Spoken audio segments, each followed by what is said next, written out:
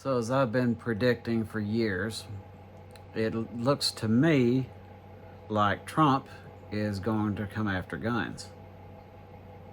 I've tried to tell people for years it would take both parties united, or at the very least, just the Republican Party. I mean, think about it.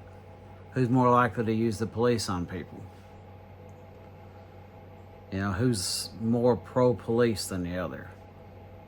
They're actually both pro-police and they're pro-militarized police.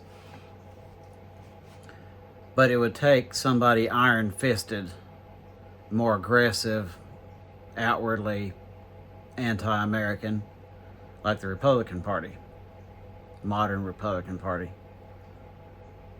So, and look for other dumb things to happen too. When he comes after guns, he's already outlawed bump stocks, which is more than any of the Democrats have done. Presidents, anyway.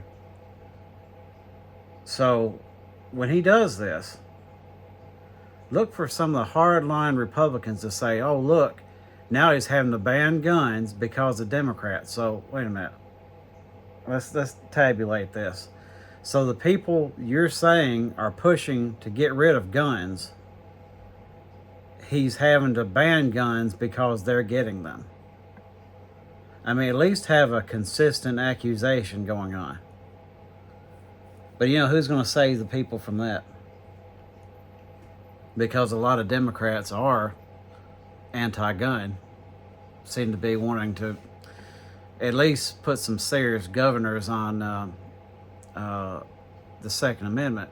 So if the Republicans go after it, who's going to save you from that? It should be obvious that they're working together, hand in hand. Look at the whole body autonomy thing. They went after abortion real hard, and then right after that, they started trying to get people to take a certain shot for a certain thing. And the hardliners were arguing the same thing. They're even putting up the same memes with the words reversed. My body, my choice, all except for this. Other one, my body, my choice, all except for this. Neither one of them able to catch on to the fact that they're both being played. They got both hardliners to surrender body autonomy two different ways. Just like the right-wingers right now can't understand how they're overjoyed about these ICE and people like that, these secret police and aggressive militarized police force going door to door. They can't seem to understand what's going to happen when a Democrat takes over. Because then it's going to be their turn, which was the plan all along. You got to keep both large groups of people terrified so they'd be too scared not to vote for a third party, a real party. Meanwhile, it's the same group of people playing good cop, bad cop on you just to stay in power.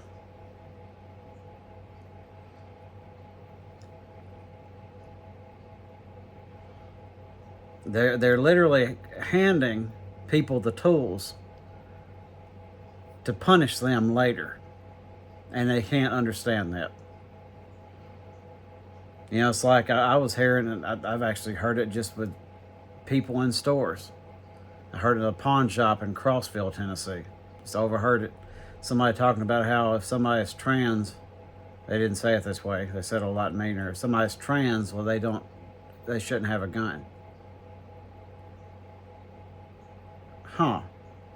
And they didn't really say, I guess with their opinion of it, it's just because of they think they're weird, they shouldn't have a gun.